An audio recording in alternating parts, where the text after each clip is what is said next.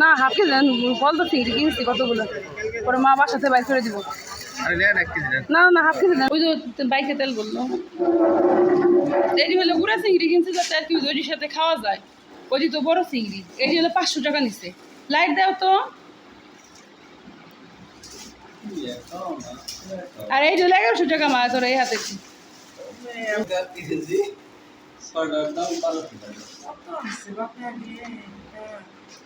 আগে বাপে আনতো।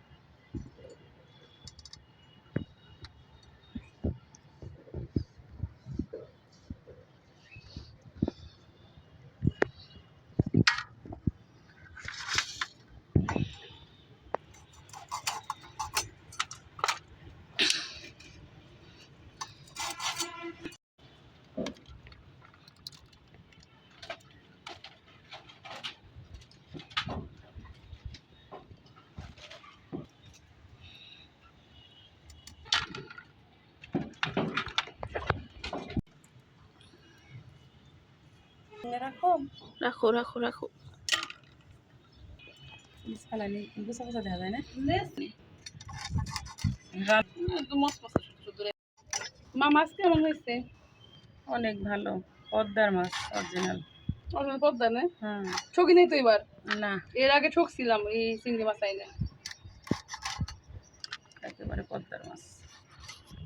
ভালোই মা। ছোটগুলা কি নিয়ে না পদ্মার না? না ছোটগুলো প্রজেক্টের? ছোটগুলো প্রজেক্টের। এই মাছের গলদা চিংড়ি আগে আগে আপু আনতো, কত চিংড়ি আনতো। সেই দিন নাই, সেই দিন আনতে হইলো 500 টাকা কেজি, আর আজকে নিচ্ছে 2500 টাকা কেজি। এই তো তাও সে ডাবল গলদা চিংড়ি, বড় বড় না সাইজে। এইটাই বাজারের মধ্যে সর্বোচ্চ বড়, এর বড় বড় নাই। মানে বড়গুলোর মধ্যে থেকেও বাই চান্স এগুলাই বড়। দিন এভাবেই যাবে। আগে আগে গলদা চিংড়ি আপু আনছে পুরা যে ইয়ের বাঁশের খালই বইরে, তাই না? আসলে যে দিন যায় সুন্দর দিন যায়।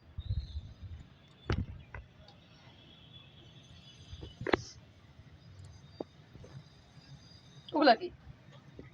মাছের পায়খানা, চিংড়ি মাছের।